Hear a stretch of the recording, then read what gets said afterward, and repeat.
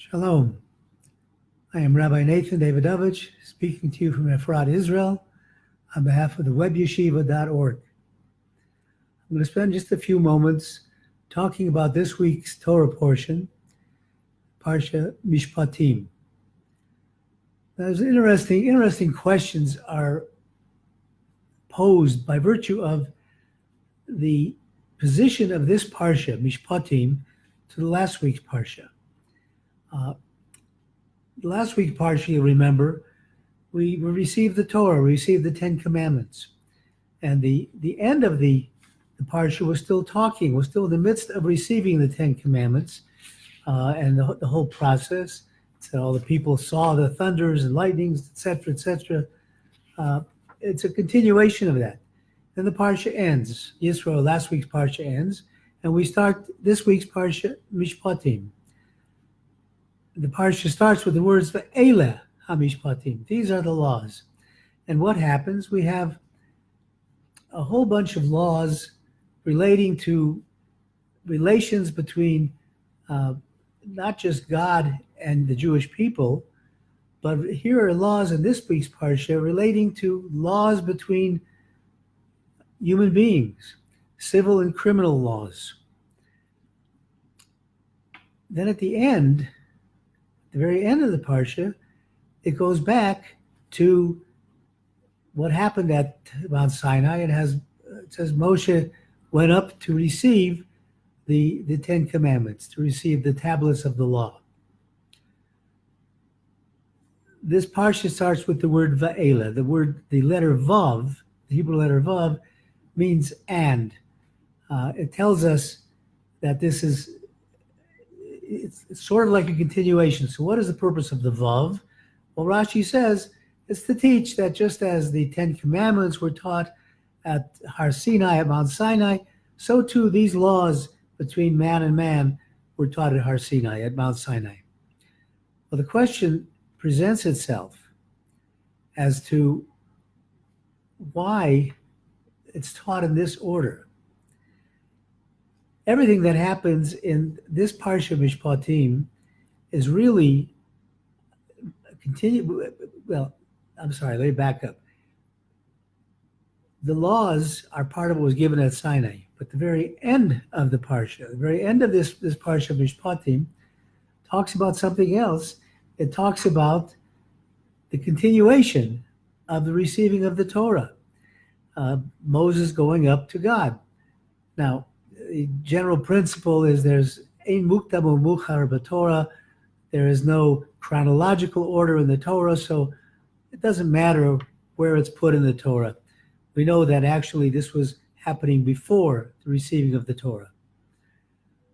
That's fine. So the question then has to be asked, if that's the case, why are these particular laws of civil and criminal nature put in here? Why doesn't the story of the receiving of the Torah continue with the last part of the Torah, where it says Moses, last part of this parsha, where it says Moses going up? And more than that, we have the following dialogue towards the end of Mishpatim. After we have all these civil and criminal laws, the following dialogue takes place. It says, "Vayava Moshe v'yisaper lo es kol divrei Hashem." Moses came and told the people all of the words of God. He's called Mishpatim, all these laws that we just talked about, the civil and criminal laws. V'yan kol ha'am kol echad, everybody answered in one voice. Vayomer, and they said, kol advorim asher dibra Hashem naaseh. We'll do all the things that God has commanded us. Then Moshe wrote the Torah from the time of the beginning of Bereshit up until the time of giving the Torah. First, he was just telling them, he used the word v'yasaper, which is like telling a story. He was telling them, so they said, okay, we're going to do. But then after he wrote it down and read to them everything that had happened from Bereshit until right now, at the beginning of the Torah, the people said, Naaseh V'nishma. We will do the mitzvahs, we will fulfill the commandments, and then we'll go out and study. Well, that seemed like a perplexing thing. Normally, if you're going to take on a responsibility, you want to know what the responsibility is. But here, the Jewish people are saying, we're going to do whatever you command us, and then we're going to learn about it and find out about it. So that brings us to the question as to what are these social commandments about that we're learning in this Parsha? And the question is whether or not the social commandments of how you deal with other people, criminal commandments, whether that they are given only for that time or whether they are eternal and immutable, unchangeable by man. The reason, as the sages say, that they are put in between the last week's Parsha and the continuation of last week's Parsha at the end of this Parsha is to show that just as the 10 Commandments were given at Mount Sinai, so too all of these commandments of how you deal with your fellow man, your fellow human being, criminal and civil laws, they're also given at Sinai. Which means that these laws, these social laws, do not change. We have a body of halacha that tells you how to interpret things, but the basic law of not stealing, not killing, if you injure somebody, you got to pay damages. Those don't change. It's not up to our rationalization to understand what the laws are about. We think that, we have these laws given in the Torah. There must be a reason for that. So the question is, does the reason apply today? And if the reason doesn't apply today, are we then free to abandon the law or change the law? We see, unfortunately, in society is always changing its norms and its customs from what it had before. It wasn't too many years ago that there was a real concern about killing a baby through an abortion.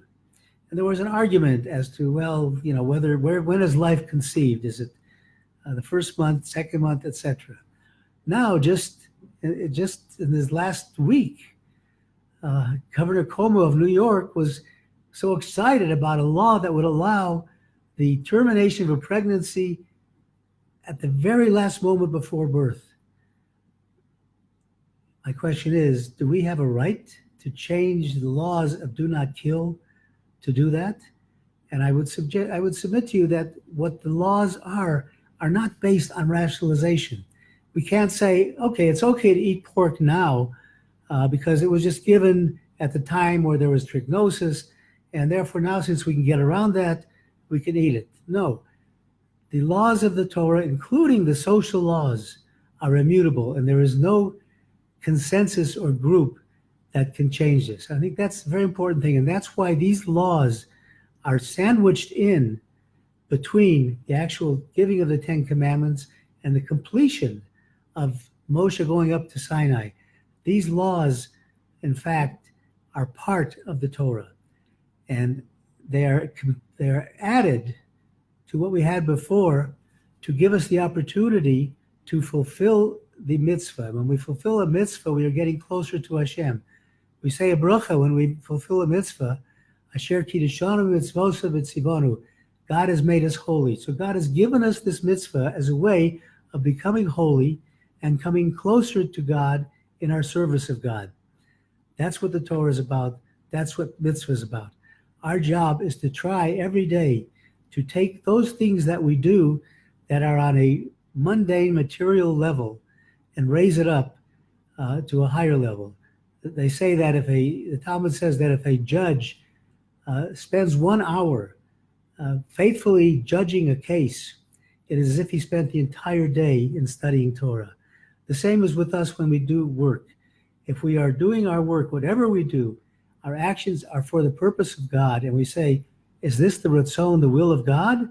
Then it is as if we have studied Torah day and night.